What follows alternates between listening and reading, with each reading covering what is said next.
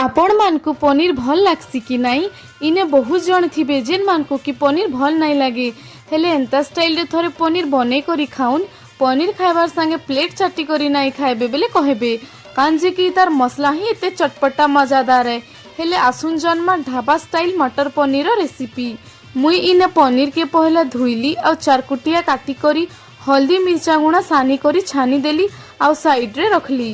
कड़ई रे बेसन भाजी करी अलगाली आउ से सेम कढ़ई थी तेल गरम ହେଲା ପରେ गुट्टा गरम मसला और तेजपतर के देली पियाज पकई करी कुटला अदा लेसुन के देली और भाजली बढ़िया करी तार उपरे काटला टमाटर संगे 5 प्रकार मसला गुणा और भाजला बेसन के देई करी पानी टिके देली और कसली दही के फेटी फेटी करी पूरा क्रीमी टेक्सचर हेबार तक पकाली तार संगे स्वाद अनुसार नून टिके देली मटर पनीर देई करी कसबार संगे पानी अधा ग्लास देई करी फुटाली लास्ट रे कस्तूरी मेथी और धनिया पतर देई करी घाटली बेले रेडी है गला गरमा गरम ढाबा स्टाइल मटर पनीर बेले सांग माने चैनल की एते मात्रा रे भल पाइबा दउछन सेति लगे बहुत बहुत धन्यवाद।